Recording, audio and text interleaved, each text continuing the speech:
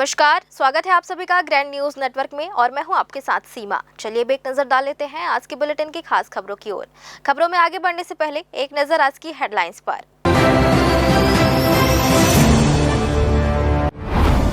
आंगनबाड़ी में कथित साड़ी घोटाला से कार्यकर्ताओं में आक्रोश। 5 मीटर की घटिया क्वालिटी की बांटी गई थी साड़ियां। करीब 10 करोड़ की खरीदी का मामला, अब वापसी के निर्देश। अमृत मिशन योजना अब भी पूरी तरह नहीं हुई बहाल। 300 करोड़ की लागत के बावजूद आधा से ज्यादा शहर अब भी प्यासा। जल्द आपूर्ति बहाल करने निगम ने अलापा पूरा नाराज।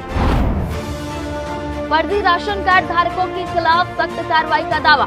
नॉन अध्यक्ष संजय श्रीवास्तव ने कहा, प्रदेश भर में जारी है जांच, दोषियों के खिलाफ लिया जा रहा है एक्शन। और कलेक्टर ने समय सीमा के भीतर अपूर्ण आवासों को पूरा करने दिए निर्देश। आवास एवं मनरेगा कार्यों की प्रगति पर नजर आया कड़ा रुख। प्रदेश में सुशासन तिहार का दिखने लगा प्रशासनिक असर। ये थी हेडलाइंस और अब खबरें विस्तार से। बिलासपुर में महिला एवं बाल विकास विभाग द्वारा आंगनबाड़ी कार्यकर्ताओं और सहायिकाओं को वितरित की गई साड़ियों को लेकर विवाद गहराता जा रहा है। करीब 10 करोड़ रुपए की इस योजना में गुणवत्ता और मानक को लेकर गंभीर सवाल उठे हैं। आरोप है कि 1.94 लाख हितग्राहियों को दी गई साड़ियों की लंबाई निर्धारित 5.5 मीटर के बजाय लगभग 5 मीटर पाई गई। वहीं कपड़े की गुणवत्ता भी बेहद खराब बताई जा रही है। कई जगह पहली धुलाई में ही रंग उतरने की शिकायतें सामने आई है। मामले के तूल पकड़ने के बाद विभाग ने सभी जिलों को साड़ियां वापस मंगाने के निर्देश जारी कर दिए हैं। आरोप ये भी है कि सप्लायर और ठेकेदारों की मिलीभगत से यह पूरा मामला हुआ, जिससे सरकार की छवि पर सवाल उठ रहे हैं। खादी एवं ग्रामोद्योग और महिला एवं बाल विकास विभाग का प्रभार एक ही अधिकारी के पास होने को लेकर पारदर्शिता पर सवाल उठाए जा रहे हैं। इस संबंध में जिला कार्यक्रम अधिकारी सुरेश सिंह ने कहा कि शिकायतों की जांच की जा रही है और दोषी पाए जाने पर कार्रवाई की जाएगी। लगातार का तो शब्द मैं नहीं बोलूँगा। साड़ियों के बारे में वन टाइम एक शिकायत प्राप्त हुई थी कार्यकर्ता सहायिका यूनियन की तरफ से कुछ माह पूर्व, और उसके संदर्भ में साड़ी जहाँ वो है संचालनालय स्तर से प्राप्त हुआ था और वहाँ पे उस संदर्भ में जो शिकायत को वहाँ पे वो कर दिया गया था। शिकायत क्या है सर? वो की क्वालिटी को लेके कुछ इश्यूज थे, उसमें उन्होंने विभिन्न बिंदुओं पे दिया था, उसको संचालनालय प्रेषित किया। संचालनालय से एक पत्र प्राप्त हुआ है कि जहाँ जहाँ की शिकायतें हैं 2-3 बिंदुओं में क्वालिटी और क्वांटिटी के संदर्भ में जो इश्यूज़ हैं, उस संदर्भ में नीचे परियोजनाओं से जानकारी मंगाई गई है। संचालनालय से पत्र आया है, डिटेल एक रिपोर्ट मांगी गई है कि एक जो सामान, मतलब हर कार्यकर्ता सहायिका को 2-2 साड़ियाँ मिली हुई, तो हर कार्यकर्ता सहायिका से उनके एक उसके सामान के बारे में विस्तृत जानकारी लेके जहाँ जहाँ पे जो कमी बेसी है, जैसे मान लीजिए शॉर्ट है या कुछ क्वालिटी को लेके इशू है, तो एक के बारे में पूछ के फिर उसे डायरेक्टरेट लेवल पे सूचना देनी है। तत्पर जो भी निर्णय होगा आपको अवगत करा। अमृत मिशन योजना के तहत शहर में पेयजल आपूर्ति सुधार के लिए किए जा रहे कार्यों की रफ्तार अन्य शहरों की तुलना में काफी धीमी नजर आ रही है। काम की वर्तमान स्थिति को देखते हुए यह आशंका जताई जा रही है कि यदि यही गति बनी रही तो योजना का लाभ शहर के सभी क्षेत्रों तक समय पर नहीं पहुंच पाएगा। खासकर नए वार्डों में अब तक इस योजना का लाभ नहीं मिल सका है। शहर में लगभग 300 करोड़ रुपए की लागत से पाइपलाइन बिछाने, नल कनेक्शन देने और अन्य निर्माण कार्यों को लेकर कई प्रोजेक्ट स्वीकृत किए गए थे।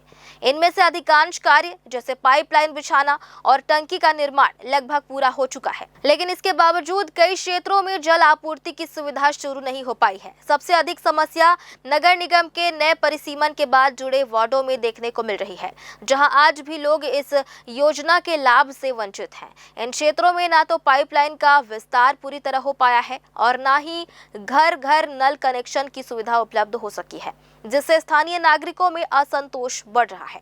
निगम आयुक्त ने इस संबंध में जानकारी देते हुए बताया कि जिन वार्डों में अब तक कार्य शुरू नहीं हो पाया है, वहां तकनीकी और प्रशासनिक कारणों से स्वीकृति लंबित थी। लगभग 18 से 20 ऐसे वार्ड हैं जहां परियोजना की स्वीकृति नहीं मिल पाने के कारण काम प्रभावित हुआ है। अधिकारियों का कहना है कि जल्द ही सभी लंबित स्वीकृतियां प्राप्त कर ली जाएंगी, जिसके बाद इन वार्डों में भी अमृत मिशन के तहत पाइपलाइन विस्तार और जल आपूर्ति कार्य शुरू कर दिए जाएंगे। निगम का दावा है कि आने वाले समय में योजना का लाभ पूरे शहर तक पहुंचाने के लिए तेजी से कार्य किया जाएगा।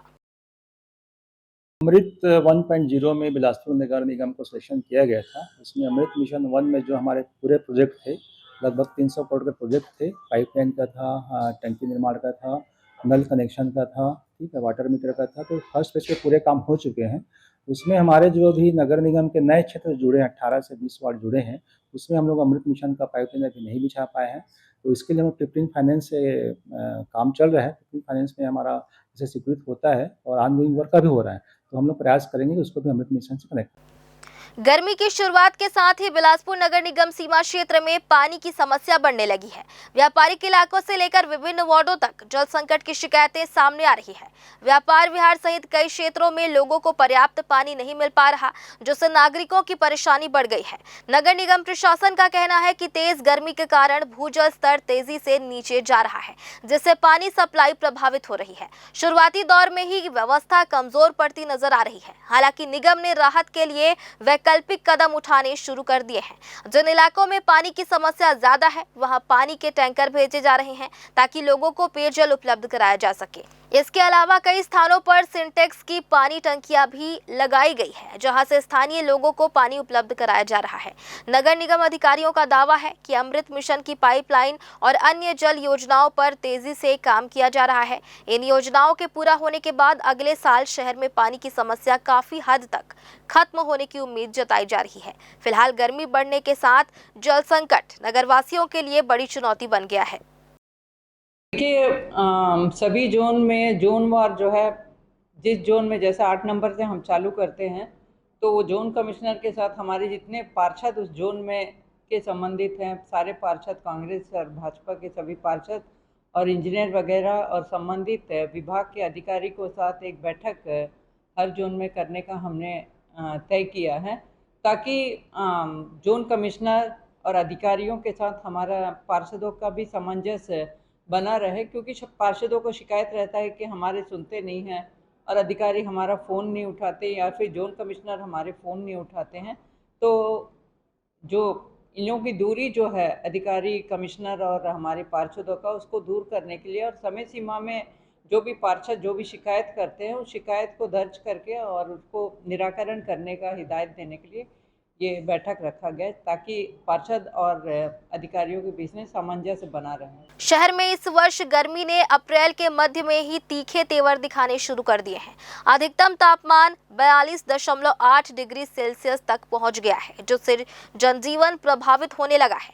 मौसम विभाग ने अगले 48 घंटों को और अधिक चुनौतीपूर्ण बताते हुए 19 अप्रैल तक लू चलने की चेतावनी जारी की है। इस दौरान तापमान में 3 से 4 डिग्री तक और वृद्धि होने की संभावना जताई जा रही है। बिलासपुर समेत छत्तीसगढ़ क्षेत्र के ऊपर एंटी साइक्लोन सक्रिय है। इसके प्रभाव से वातावरण में नमी तेजी से कम हो रही है और गर्म हवाएं नीचे की ओर दबाव बना रही हैं। परिणाम स्वरूप सूर्य की किरणें सीधे जमीन पर असर डाल रही हैं, जिससे तापमान में लगातार वृद्धि हो रही है। कर्नाटक, महाराष्ट्र क्षेत्र में सक्रिय इस प्रणाली के चलते फिलहाल बारिश के कोई संकेत नहीं है। प्रदेश में दूसरे स्थान पर बिलासपुर प्रदेश में सर्वाधिक तापमान राजनांदगांव में 43.5 डिग्री सेल्सियस दर्ज किया गया है, जबकि बिलासपुर 42.8 डिग्री के साथ दूसरे स्थान पर रहा। पिछले वर्षों के आंकड़ों पर नजर डालें तो 2017 में तापमान 45 डिग्री तक पहुंचा था।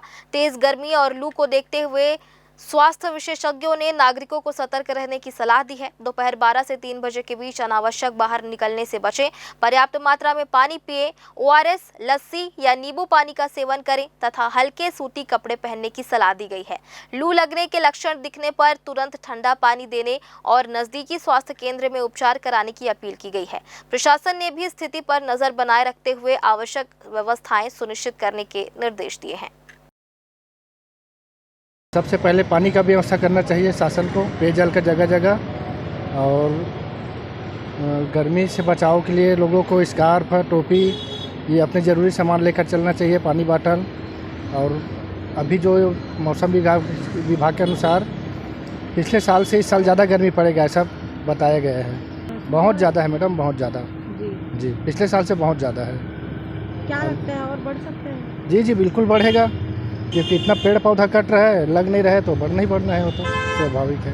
कि आप देख रहे हैं अभी इतना गर्मी बढ़ गया है। पिछले साल गर्मी में तो मई जून में इतना गर्मी चल रहा था, अभी अप्रैल से ही इतनी गर्मी स्टार्ट हो गई है। तो सभी से मेरा रिक्वेस्ट है कि सभी ज़रूरी काम हो तभी बाहर निकले घर से, वरना इतना गर्मी में ना निकले। धन्यवाद। आज का तो बहुत गर्मी है, लू टाइप का ऐसा है ना, और 19 को तो अभी और ज़्यादा गर्मी ऐसा मैं देखी हूँ। तो काम हो तभी निकलो घर से, वरना मत निकलो। भीषण गर्मी के बीच शहर में पेयजल व्यवस्था की पोल उस समय खुल गई जब कलेक्टर कार्यालय के पास स्थित भारत स्काउट एंड गाइड द्वारा संचालित प्याऊ घर में पूरे दिन पानी की भारी किल्लत बनी रही। शुक्रवार को यहां बड़ी संख्या में राहगीर पानी की आस में पहुंचे, लेकिन उन्हें निराश होकर लौटना पड़ा। तेज धूप और लू के थपेड़ों के बीच प्यास से बेहाल लोग प्याऊ घर के पास खड़े रहे और पानी की मांग करते रहे, लेकिन वहां एक बूंद पानी तक उपलब्ध नहीं हो सका। स्थिति इतनी गंभीर थी कि कई राहगीर बिना पानी पिए ही आगे बढ़ने को मजबूर हो गए। मौके पर मौजूद कर्मचारियों ने बताया कि नगर निगम को सुबह से ही 3-4 बार फोन कर पानी टैंकर भेजने की सूचना दी गई थी, लेकिन वाहन खराब होने का हवाला देकर टैंकर नहीं भेजा गया। इससे पूरे दिन पानी की आपूर्ति बाधित रही। बताया गया कि अस्थायी रूप से कुछ पानी पाउच की व्यवस्था की गई थी, जो आमतौर पर सामाजिक कार्यक्रमों में उपयोग होते हैं, लेकिन उनकी संख्या बेहद कम थी। इसके चलते सभी जरूरतमंदों तक पानी नहीं पहुंच पाया और कई लोग प्यासे ही रह गए। कलेक्टर कार्यालय से महज कुछ मीटर की दूरी पर स्थित इस प्याऊ घर की यह स्थिति नगर निगम की लापरवाही को उजागर करती है। भीषण गर्मी के इस दौर में जब लोगों को राहत देने की जरूरत है, तब इस तरह की अव्यवस्था से आम जन को भारी परेशानी का सामना करना पड़ रहा है। पा रहे हैं कारण पीछे टाउन हॉल के सामने पीछे भी जाते हैं, तभी पानी सुविधा नहीं पा रहा है। टैंकर वाला भी नहीं आते हैं, जब भी फ़ोन करते हैं तो भाई गाड़ी बिगड़ गया हो, ऐसा हो गया है। हम लोग का दुनिया लोग जनसंख्या लोग परेशान हो जाते हैं पानी पीने के लिए। क्या ऐसे कहते हैं, बहुत ज़्यादा गर्मी बढ़ चुके हैं। उससे क्या है, उससे मतलब क्या खोलने का मतलब है क्या हुआ, टाउन हॉल को सामने में स्काउट गाइड का नहीं मिल पा रहा है सुविधा पानी पीने का। क्या रोज़ सफाई नहीं होता है, कभी कभी ये नहीं होता है, सब चीज़ नहीं होता है। तो इस कारण से पानी कब से नहीं पानी आज ही बच्चे नहीं हो, पहले से आ रहा था। सवेरे से 2-3 बार बुलाता हूँ तो टैंकर वाले लोग चिल्लाते हैं कि भाई आपका क्या, एक बार भर के जाते हैं, 2 बार भर के जाते हैं, तब देखते क्या है बार बार बुलाते हैं फ़ोन करके, ऐसे बोलते हैं। तो इसलिए आज टैंकर वाले नहीं आए हैं गुस्से में कि गाड़ी बिगड़ गया भाई करके, आज पानी नहीं भरा गया है। वो आज कैसे करके पानी पाउच को हम लोग बांटे गए हैं। और फिलहाल वक्त हो चला है एक छोटे से ब्रेक का। ब्रेक के बाद भी खबरें जारी रहेंगी। बने रहिए ग्रैंड न्यूज नेटवर्क के साथ। जया प्राइवेट ITI NCVT से मान्यता प्राप्त एंड ISO सर्टिफाइड 10वीं पास विद्यार्थियों के लिए 2 year electrician course, COPA 1 year course, computer operating and programming assistant course, best classroom facility, admissions open. Jaya private ITI, Riverview Colony, Koni, Bilaspur, Chhattisgarh.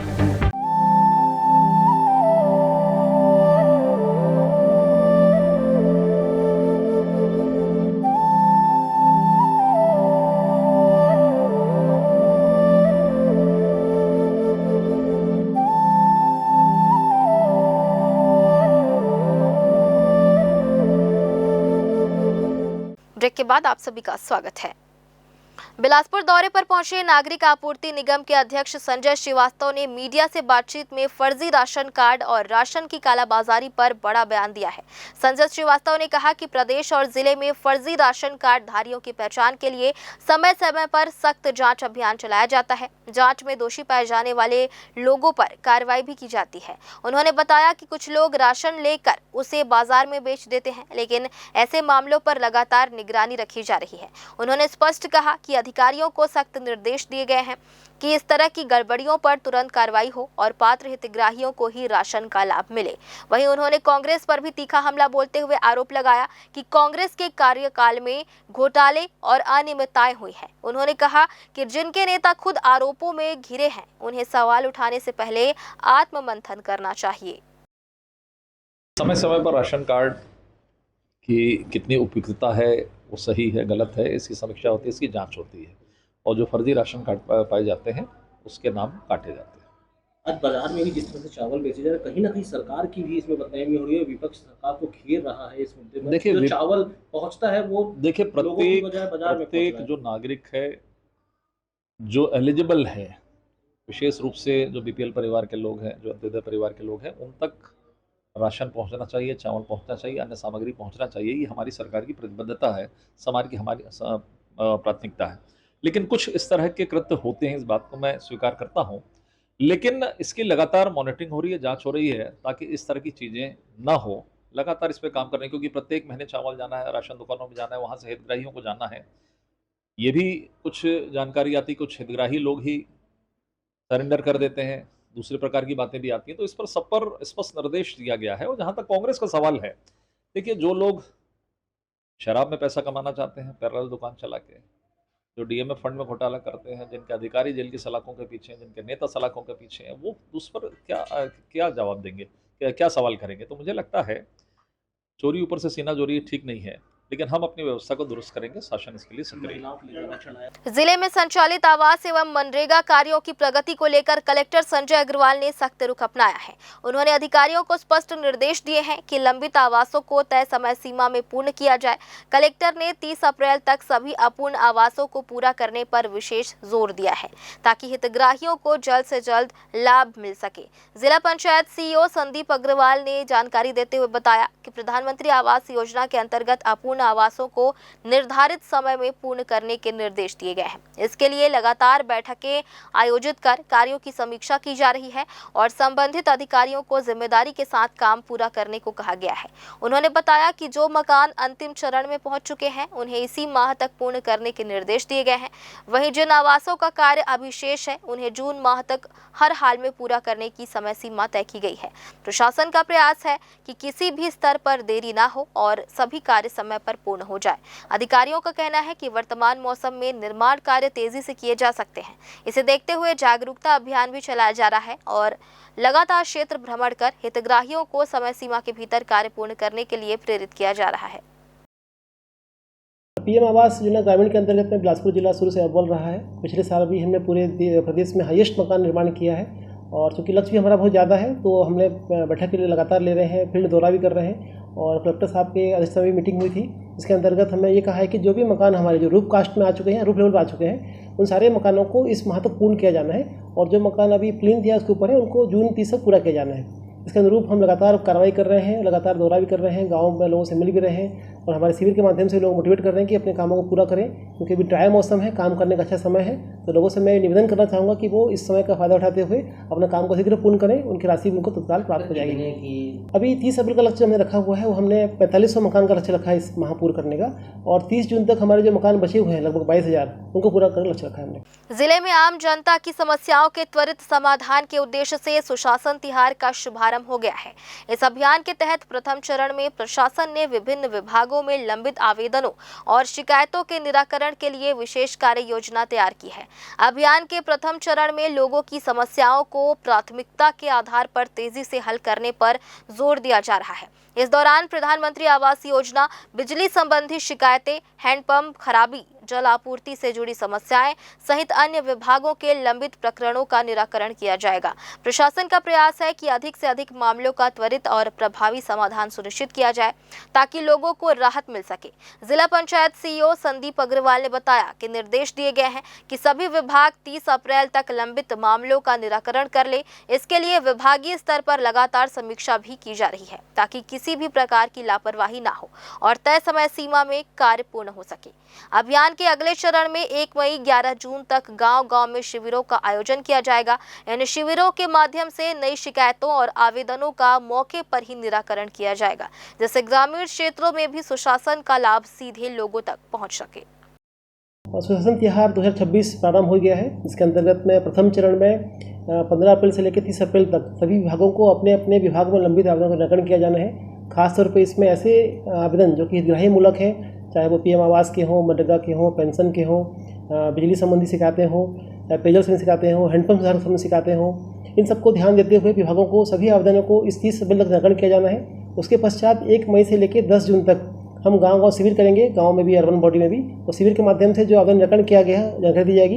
साथ ही वहाँ नए आवेदन प्राप्त करके उनका वितरण किया जाएगा। बिलासपुर के सकरी साप्ताहिक बाजार में उस वक्त हड़कंप मच गया जब खुद को इलाके का दादा बताने वाले एक बदमाश ने सरेराह एक दुकानदार की पिटाई कर दी। घटना मंगलवार शाम की है जब उस्लापुर काटीखार निवासी देवदत्त सोनवानी अपने भाई हीरा दास के साथ बिजली और मोबाइल एसेसरीज की दुकान लगाए हुए थे। शाम करीब 7 बजे सकरी निवासी लच्छी लोहार वहां पहुंचा और रौब झाड़ते हुए शराब पीने के लिए 200 रुपए की मांग करने लगा। जब दुकानदार ने मेहनत की कमाई देने से इनकार किया तो आरोपी गाली गलौज पर उतारू हो गया और देवदत्त को सरेआम थप्पड़ जड़ दिए। बीच बचाव करने आए दुकानदार के छोटे भाई को भी आरोपी ने नहीं बख्शा और पुलिस के पास जाने पर जान से मारने की धमकी दी। इस दहशतगर्दी के बाद पीड़ित ने सकरी थाने में न्याय की गुहार लगाई है, जिस पर पुलिस ने आरोपी लच्छी लोहार के खिलाफ मामला दर्ज कर उसकी तलाश शुरू कर दी है। ये एक शिकायत हमें प्राप्त हुई थी।